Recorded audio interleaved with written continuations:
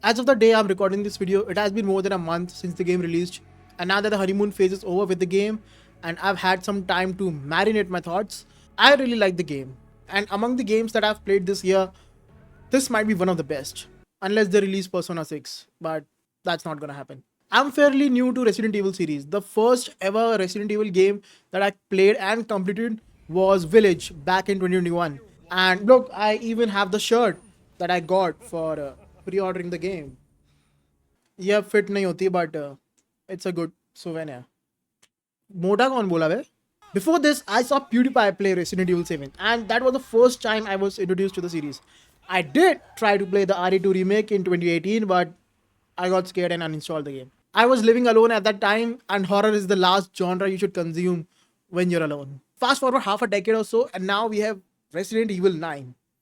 And it's so good. The fact that it's two Resident Evil games in one, and Capcom nailed both of them, is wow. For those of you who don't know, Resident Evil 9 has two main protagonists. Leon, who has been in the series since, I guess, since the beginning, and Grace, who is our completely new main character. Grace's part of the game is more horror focused, while Leon is our Resident Evil 4 playstyle. Shooting and killing zombies, throwing one-liners, that kind of stuff. What the fuck are you cutting with? Elephants? And both of them are really, really good.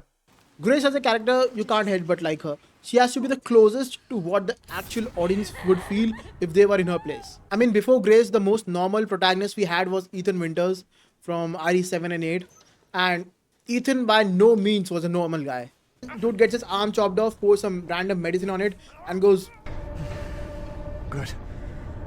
but Grace is not Ethan. She's your 9 to 5 desk worker who got pulled into the shenanigans, and I don't blame her for freaking out. I love Grace. The sheer panic in her voice as she faces these fucked up human experiments has to be one of the best voice acting in video game history. What do I do? Get away from me! Hey! Help!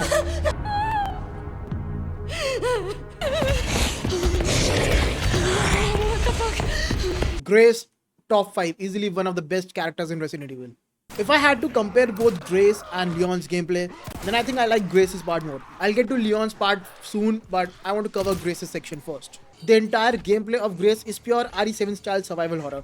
You can change between first person and third person perspective, which I really appreciate that the devs added, but come on. We can all agree that if you play as Grace in third person, then you're a coward. Like, what are you even scared of? This is a video game, it's not real. Most of the Grace section takes place in the care center, and the rest in Raccoon City, with some smaller segments in the research facility and the water treatment plant. The care center, one word, peak. It has to be one of the best areas in the entirety of Resident Evil series. And that's my number one issue with the game. It's simply not enough. After completing the care center, I ended up craving more of it, which is a good thing. That means the game nailed it. But after that, the Grace part gets a bit underwhelming. The research facility is not even scary. I do like the fire extinguisher gimmick though. It was pretty fun. But the water treatment section is way too short. Max to max it will take you 50 minutes to complete. And the underground lab, it's The liquors are scary, but that area is not as good as the care center. So the graph goes up, hits the peak with the care center, then it dips down a little, and then it stagnates, and then it stays there forever. The girl or the shadow ghost is mentioned in a book that Grace finds is the main stalker enemy that chases you around. But the funny part is that it's not even there for most of the time. She's there during the initial section of the care center to really set up the atmosphere and to make you feel helpless, which it definitely succeeds in doing so. But after that it just vanishes and you don't see it for the next maybe 4 hours or something until you get to the basement of the care center. She's used sparingly and I think that works really well. In her absence, other enemies like the zombie chef, Chunk, and your usual zombies are able to keep the pressure of don't waste your bullets. Speaking of bullets, there are none. I mean there are, but they are so scarce that every single encounter ends with Grace almost on the brink of death. This is not because of me sucking total ass at aiming, by the way. In my defense, I was playing with a controller. But because of the adaptive difficulty. From my very extensive research, adaptive difficulty has been in the series since Resident Evil 4. The original Resident Evil 4. This, in simpler term, means that the game gets harder the more you're good at it. If you're killing a lot of enemies, slapping them on the ass and collecting ammo and medical items, the game amps up the difficulty, which results in Grace doing less damage to the enemies while their speed and damage increases. So the game punishes you for being good at it, and combining this with the number of enemies that the game throws at you sometimes and Grace's hands going, it creates a great horror atmosphere. This, however, would not work with Leon. Leon at this point is a hardened soldier. Nothing scares him. So him returning in this game meant that we'll be getting that good old RE4 style gameplay. And have you seen Leon in this game? Like, hot damn! Like, woo! He is hot. Have you seen someone so hot that even the main villain can't resist himself touching Leon? This is where I conduct my research.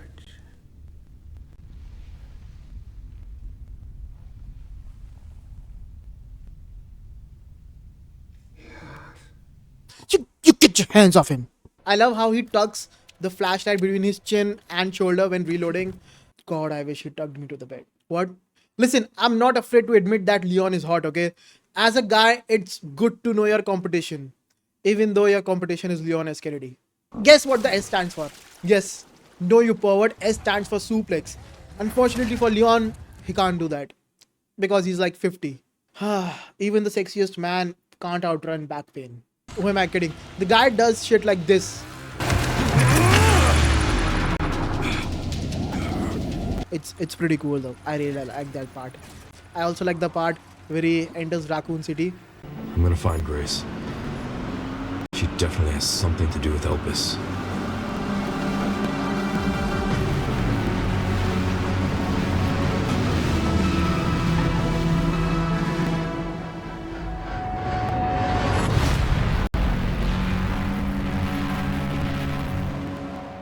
You know, that part had me giggling and kicking up my feet. It was nice. I sound like a fangirl. Leon this time has a hatchet that he can use to parry literally everything. He had a combat knife in RE4, but I prefer the hatchet more. It looks cool. Also, the way he sharpens it is something. I played this game on the PS5 with the adaptive triggers, and the gunplay is so satisfying. The pistols are probably the best weapons in the game. I completed the whole game with the alligator snapper, which is the base gun, and it was so good that I didn't feel like changing it or buying the other one. What was the name? Silence 9 or something. It was the name. I didn't feel like using that. Alligator snapper, my god. Other than this, Leon's section is pretty good. I like the outskirts of Raccoon City, which is a semi-open world area, and most of the Leon's gameplay takes place there. It did feel a bit too long, so the crisp gameplay was the only thing that made me 100% that area. And since this part stretches out more than it should, Leon doesn't even talk much or throws any one-liners. So you're just going from area to area finding the required items to proceed. I know Leon is not Nathan Drake, you know, the guy who has to say something every like 10 seconds. But still, Leon being almost completely silent throughout the Raccoon City outskirt part was it was a bit dull. The level design is pretty good though. I really like both Leon's and Grace's level design. Like Grace's Chaos Center is connected pretty well, and even the Raccoon City outskirt part is also connected really well. So level design is great. The artillery part reminded me of the RE4 castle, and the glass floor section, which was really fun, and I wish it was a bit more longer. Amazing. Again, like I said, level design top tier.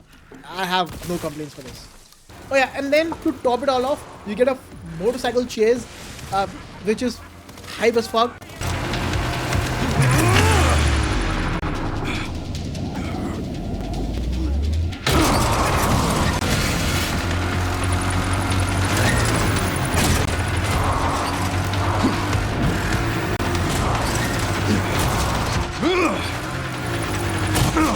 The first half of the game has you playing as Grace with Leon's section sprinkled over it. And I think that worked really well. Both of them are intertwined, so while Grace is running away from this,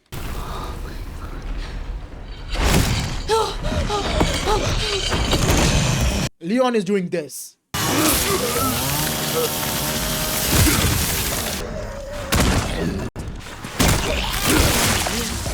Going back between Grace and Leon really helps with the pacing, as when you get the feeling of being overwhelmed by the horror, Leon comes in with his small 10 to 15 minute gameplay sections, and it serves as a great refresher to the player. And this is why the first half of the game is so strong as compared to the second half. The rest of the game is still fun, but in terms of fun factor, the first half of the game is 10 on 10.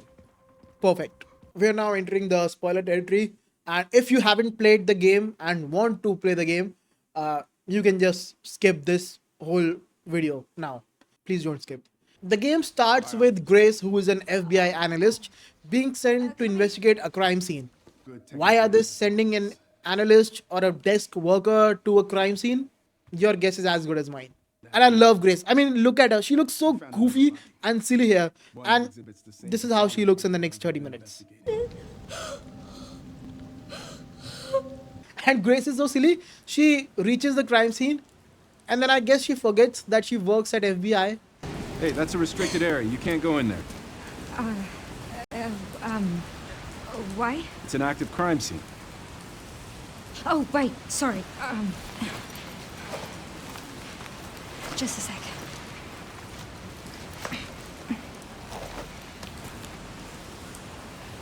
Oh, you're FBI? I am.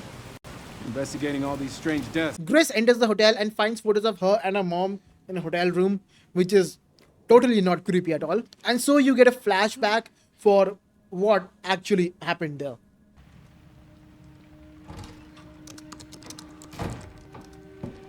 Anne, Hi, Mom. you have been on that thing all day. Well, if you're gonna work so late. Get some sleep, eh? I'm almost done. Just a sec. What am I gonna do with you?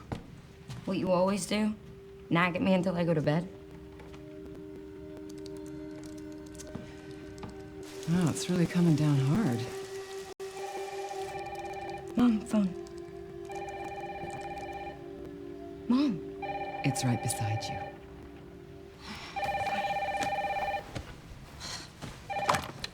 I love this interaction of Grace asking her mom to pick up the phone, because I remember doing something same when I was a kid. If an unknown number used to call, I used to ask my mom to pick up the phone, even though I'm right next to it. Also, that I don't have to talk to a random stranger. I know that's not exactly what's happening here, but it reminded me of that. Also, shoes on the bed, yuck. Anyways, Grace and her mom have to leave, as the phone Grace just received was a bit suspicious. They meet a very nice hotel manager who will definitely not die in next 5 seconds. And I apologize for the inconvenience. Oh, no, it's fine. Yeah, don't worry. I should have it fixed soon. I just need to find my...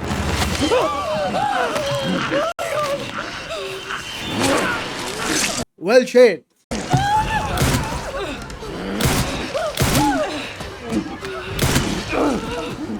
This whole hotel section is easily one of the best voice acting performance in all of Resident Evil series. You can feel how Grace herself is feeling as she panics, hyperventilates, and is on the verge of tears. And that's exactly how a teenager would react. I mean, forget the teenager. That's how most of us would react. Oh my god. Mom, I feel like I'm gonna throw up. Grace. Grace, look at me. Grab my hands. Okay, look at me. Look at me. In and out. I mean, I can bet a lot of people would just pass out. I did that once. I injured my hand once, and the moment I saw blood, I was this close to passing out. So I'm not gonna say stuff like, oh, she is overreacting. Her reaction is completely valid. The next scene is I'm gonna let you hear it for yourself. Mom, I'm scared. No. We need to find a way out of here now. But we don't have any of our stuff, We Mom. can come back for it later, Grace. I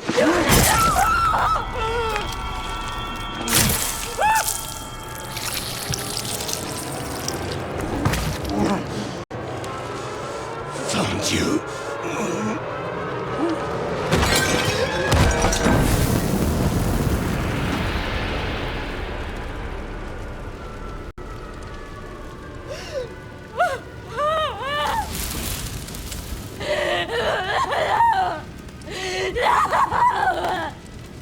Mom!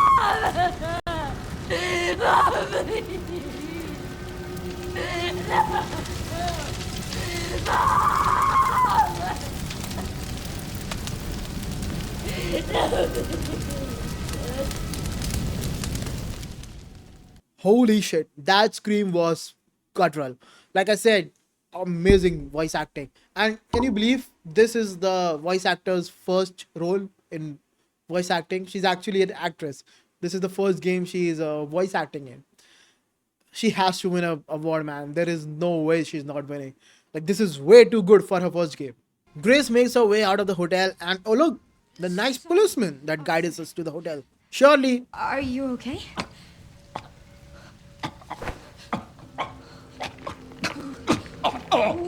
What do I do?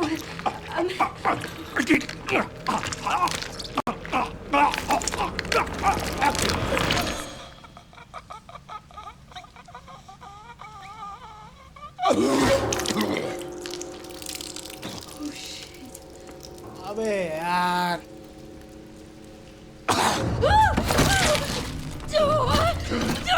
She tries to get away, and again, this scene is so well done just because it's Grace and also because of the voice acting. Get away!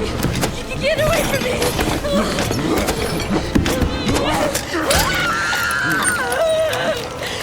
I mean, imagine if Leon was here instead of Grace. He would do a backflip, shoot the guy in the head, and say something like, I guess you're off duty. Get it? Because he's a policeman, and now that he's dead, so he's off duty. It's funny, okay. She finds a room where she meets the game's villain. Well, one of them for now. Hello?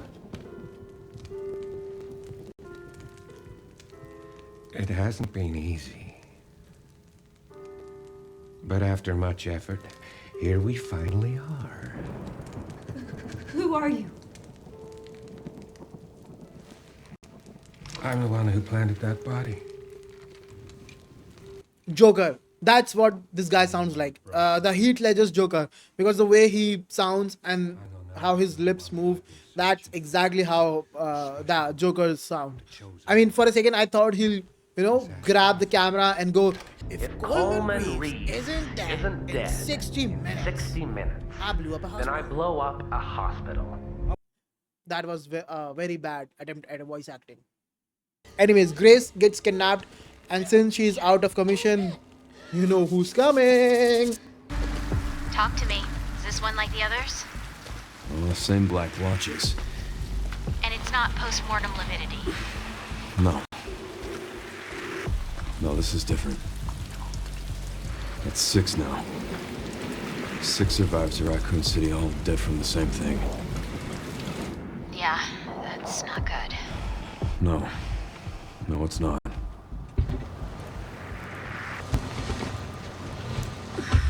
But I have something for you. The team has settled on a person of interest. Someone with ties to Umbrella. Like Grace, Leon is also investigating these series of murders. Gideon is a former researcher who worked at Umbrella. A former T-virus And Gideon has Grace. Then that means Grace is somehow connected to all of this. You get a quick tutorial section for Leon, and you also get to use the Requiem, which is a gun with a big ass barrel. The gun can one-shot all normal enemies, so it's pretty powerful. Our next location is Rhodes Hill Chronic Care Center, which is owned by Victor Gideon. You switch to Grace as she tries to escape, and oh my god, the balls on this girl. I could never do that.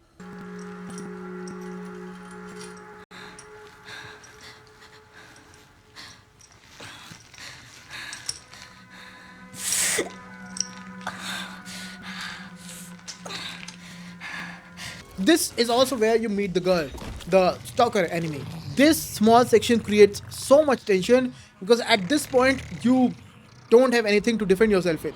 You can throw glass bottles to distract her or run to the light since it damages her somehow. Other than that, you have nothing to defend yourself with. Both this and Leon's part is happening at the same time, and it's really good. I know I keep saying it's good and it's really good, but it is good. The game does a lot of good things, so I can't help but praise it again and again. Come on!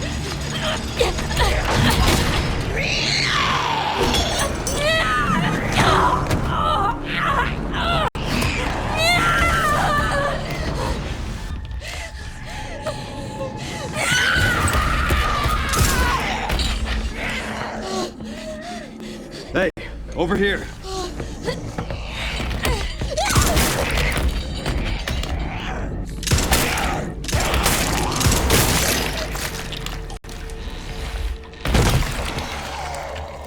Leon gives Grace the Requiem, which is good because it's a powerful gun. And since Grace is not as powerful as Leon in terms of combat, the gun really helps. I mean, it would help if there were more bullets. Leon gives Grace a single bullet in the chamber. वो क्या करना है इसका है? One bullet. Leon gives her a gun with a single bullet in it. Like if I had a table, I would flip it right now. I mean, I have a table, but it's too heavy to flip it. While Grace tries to find a way to escape, she comes across someone else who, also like her, is trapped here. Who's there?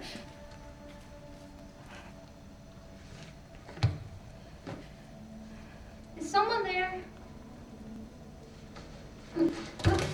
Oh, I'm sorry if I surprised you.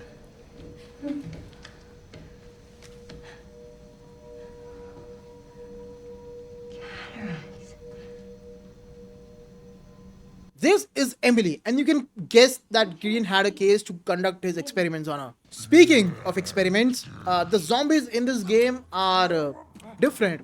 Different in the sense that they talk now. The fact that there's a chance that they are very much conscious as they kill and eat flesh is kind of scary. The scariest of them is this singing zombie that Grace comes across while exploring. She wears this white dress and white hair. She has white hair and blood all over her mouth as she sings and I guess humps while dancing in the lounge bar. It is kind of scary.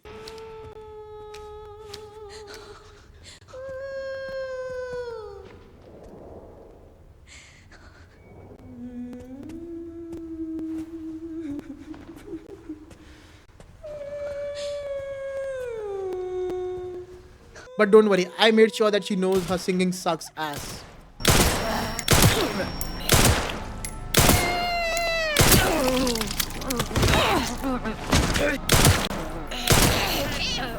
To get out of the scare center, Grace needs to solve 3 puzzles. One of them is in Braille. And Grace can't read Braille, but Emily can. Grace saw Emily reading Braille, so you need to carry Emily to the puzzle. While carrying Emily, Grace can't shoot, so either she has to move around the zombies and try not to get bit, or Grace can first go and kill every single zombie in a way and then take Emily to the puzzle. I chose the second option. For the next 15 minutes or so, I was John Wick. I didn't kill the chef and chunk. Itni bullets nahi thi mere paas. That's fine. Leon can handle them. Once you're done doing clean house, you grab Emily, take her to the puzzle, and protect her with your life while she solves the puzzle. To be honest, I was expecting a mini boss since they showed a weird cutscene for the isolation ward, but it's just the usual zombies and blister head. You don't even have to kill all of them since the segment is to just survive. I found this. Well done, Emily. Thank you. Emily!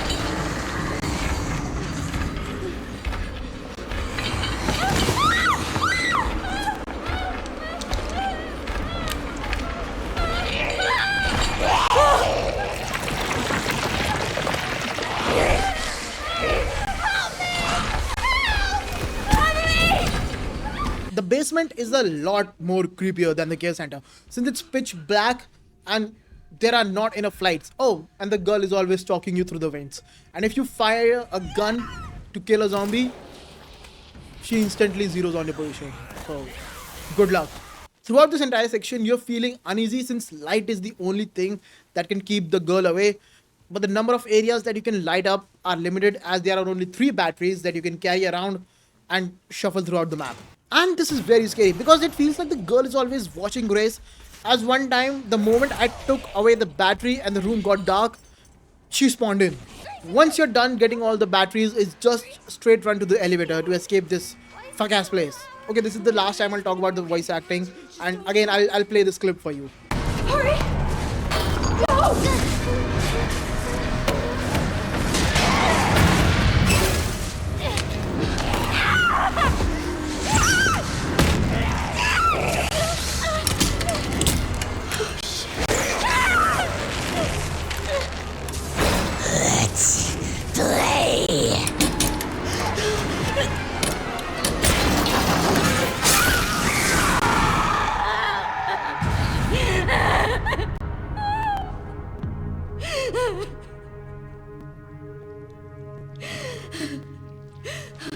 I thought her leg was gone. That was such an intense scene.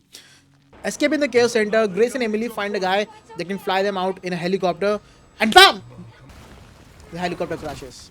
Because this is a video game, and as per video game logic, helicopters never survive. Ever. Oh, and the guy is dead. And Emily is severely injured. You get a 10-minute Leon section, which was very much needed after all of this. Dead end.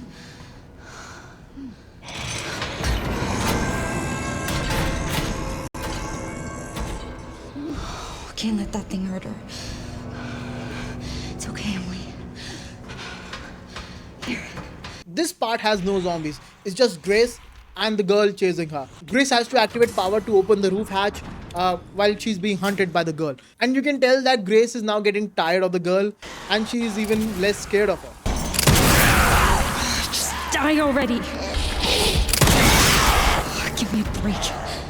Now this is character development. You can stun the girl using the Requiem. So if you have been saving the bullets, now is the time to use all of them. Unfortunately, Grace is too late and Emily ends up mutating into a monster. There's no reasoning with her. You can't bring her back with the power of love and friendship. All Grace can do is put her out of her misery. But she can't. So Leon does it for her. No!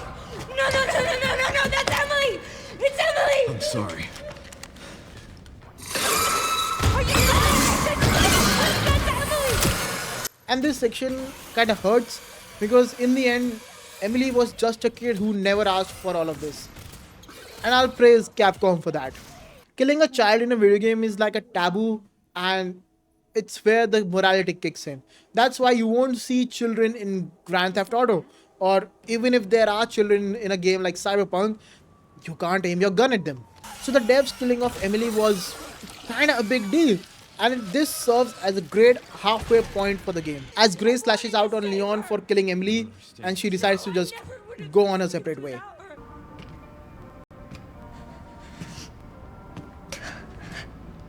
Alpus is within reach, Grace.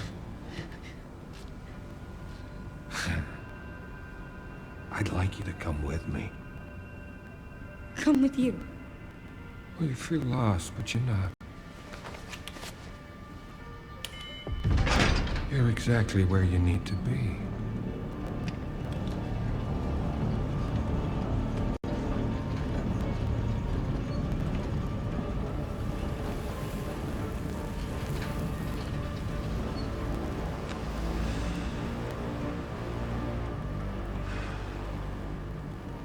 I've been waiting for you, Grace. This is Zeno, the second villain of the game. And I don't know if you can tell, but he's a clone of Wesker. You know, the guy who goes 7 minutes. 7 minutes is all I can spare to play with you. And then he goes this, very fast. Ah, fuck, my neck. Ah, shit. Jada जोर से कर दिया. RE5 really needs a remake because of that dog shit combat. You get that cool cutscene that I mentioned earlier of Leon entering Raccoon City, and for the next few hours you play as Leon, which is amazing. I've covered this section before, so we'll just skip that part now. The Raccoon City part ends with an over-the-top motorcycle chase against Gideon. So much for the direct route.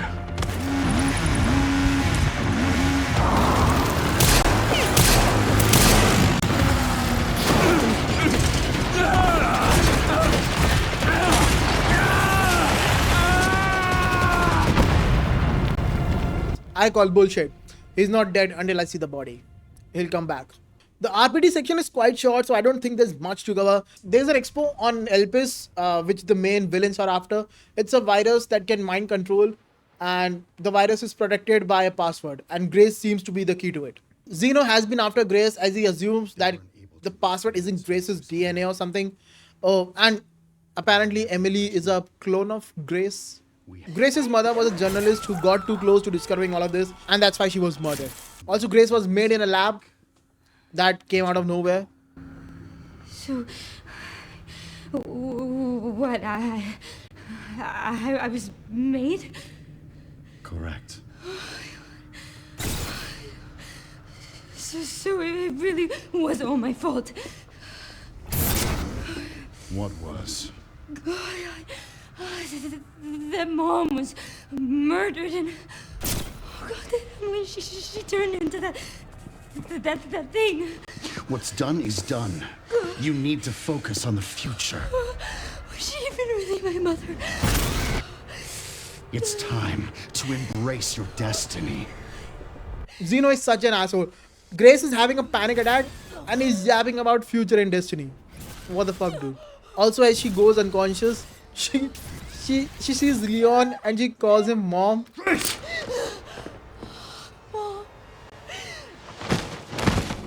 That was so random. I don't know why she called her mom. The fight with Tyrant is a lot better than the usual RE boss fights. I hate boss fights in Resident Evil, except the Krauser one, since in that fight you actually have a fighting chance. And the Tyrant one, I don't know why, felt like the Krauser fight from RE4, so I ended up liking this one as well.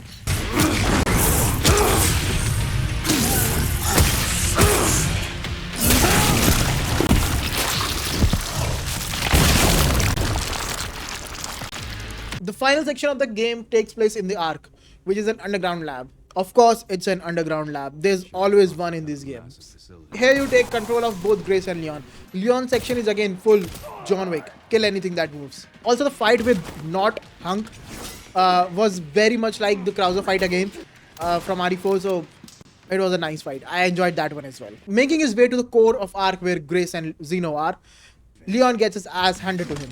And in Leon's defense, he is infected. And that's why he lost. Oh yeah, Leon's infected, by the way. I don't know if I mentioned that. He gets infected during his time in Resident Evil 2. And I guess the virus remained dormant. And it eventually starts developing. And now he's very sick. And I think he's almost on the verge. Not almost, like he has very less time to live now. All that time in sewers done got my goat. Leon and Grace somehow escape Zeno to come up with a plan to destroy Elpis. You again switch between Grace and Leon. Leon tries to find his way back to Zeno, while Grace tries to discover the mystery behind Elpis. And it turns out, Elpis is not a mind-controlling virus. It's a cure. Elpis was created by Oswald Spencer, the founder of Umbrella Corporation. Now, Spencer by no means was a good guy. He's the reason why T-virus basically exists and all that bioterrorism happened in the world of Resident Evil. But in his final moments, to atone for his sins, he created Elpis to give mankind hope against the virus. Now, why did he not release Elpis to the public and locked it behind a password? I don't know, man. I don't know why the fuck would he not just release the cure to everyone. Also, Grace is not made in a lab and it's a perfectly normal human. He clears that in the video that Grace finds. I think that's enough for today. Why did you accept my request for an interview?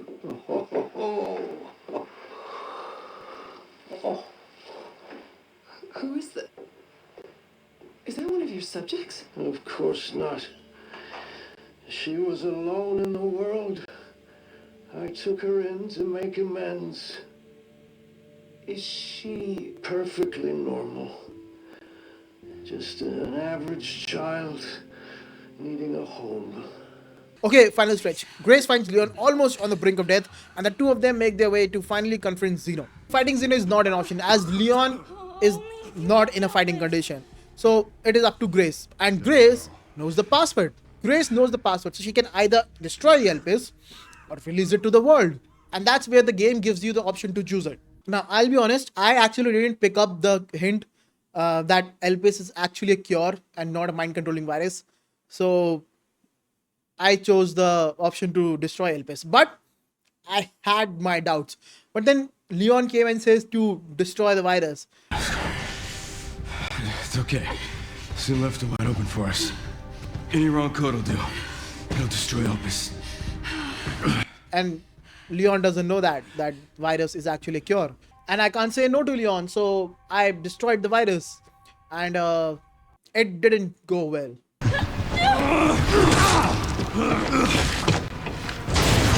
Go! Right behind you! Leon! What are you doing? Come on!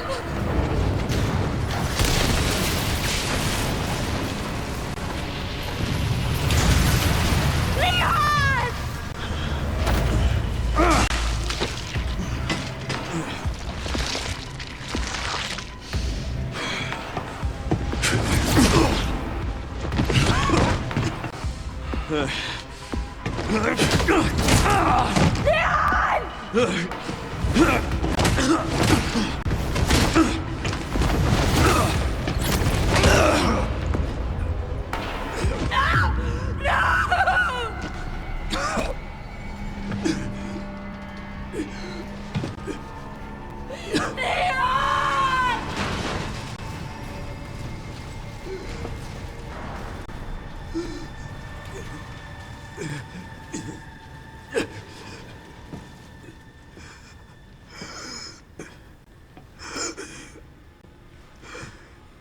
At least I could save you.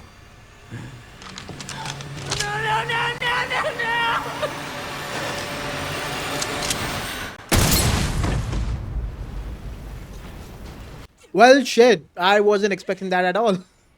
My initial reaction was Leon! Leon! But then the credits rolled and the game said, would you like to alter your choice? Uh, no shit, genius. So I went back before Grace makes the choice and I chose to release Elvis. And this is actually the good ending. Zeno, thinking that it's the super virus drug, stabs himself with the virus and starts losing his power. His power of doing this. Oh wait, his power of doing this. My powers! Elvis is Spencer's atonement. It's an antiviral.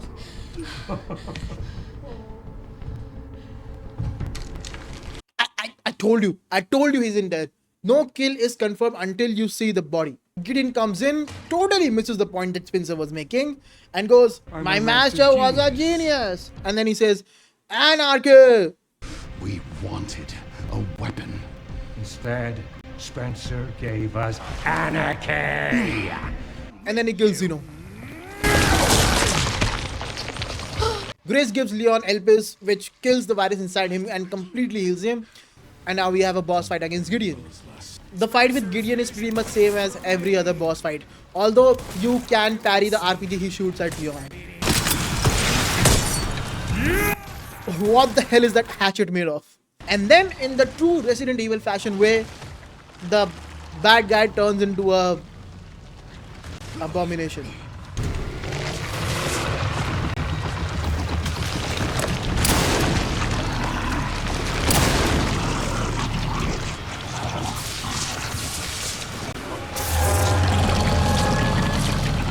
This time, you ain't getting back up. The game baits you into thinking that Grace and Leon are stuck here. I mean, I kind of believed it, but then they get rescued, so that's a good thing.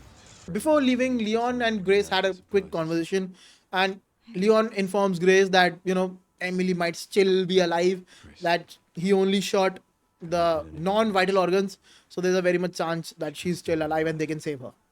And then he gives her a weird smile, like, what the hell is that Roblox smile? Leon removes the gloves he has been wearing throughout the game, and then he puts a ring on his hand. Leon's married? The game never tells you who Leon is married to, but we all know who it is. Me. I'm married to Leon. No, I'm just joking. He's obviously married to Ada. In this house, we are Team Ada. And with that, the credits roll. And yeah, that was a great game. There's a post-credit scene where Grace goes back to her normal life and she's talking to Leon about Emily. Grace ends up adopting Emily. And I mean, bro, look at that. That's so cute. Great game. Best game ever made. Now, people online had some issues with the game story. And you know what? It's fine. You are free to criticize the medium. I read some tweets and I can't find them because I forgot to take the screenshot at that time. A lot of them were saying that the story was too safe, or that every Resident Evil game has a happy ending. And for those, I have an answer. And the answer is shut the fuck up, bitch. This is Resident Evil. Here we save the day every single game. If you're sensitive, then take your ass back to fucking Last of Us or Red Dead Redemption.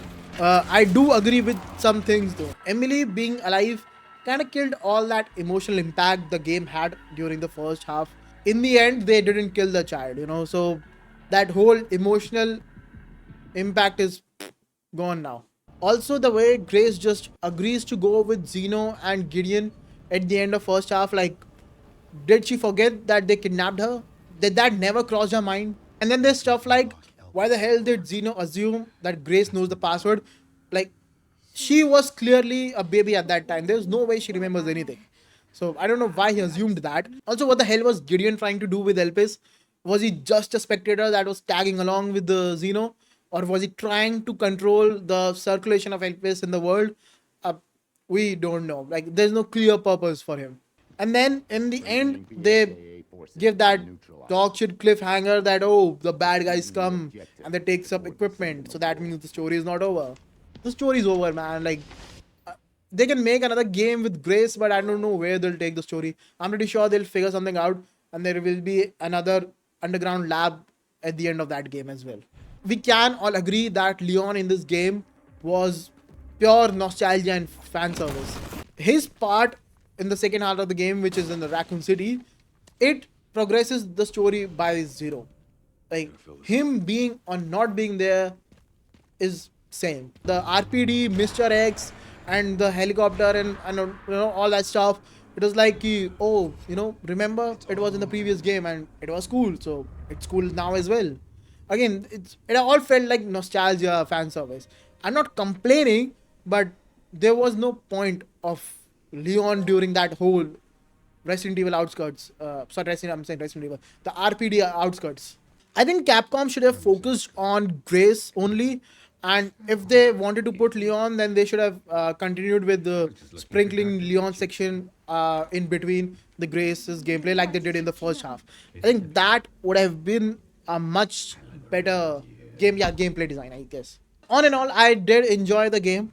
It was one of the games I played this year. So I guess that's something, right? That's all for this video. Like, comment, subscribe, and all that stuff. और क्या add करना था? Oh yeah, follow me on Backlogged if you use that website. I add any games or I give reviews of games I've played. I've decided to recommend a game every month. So Hansyyy's video game recommendation of the month is Solar Ash. It's a great game. Try Solar Ash. Real good game. Next video will be on a Nintendo game. Hopefully soon. I say this every video, but yeah, Nintendo game next video, and I'll see you in the next video. Bye bye. Why am I shaking my hands? Ooh.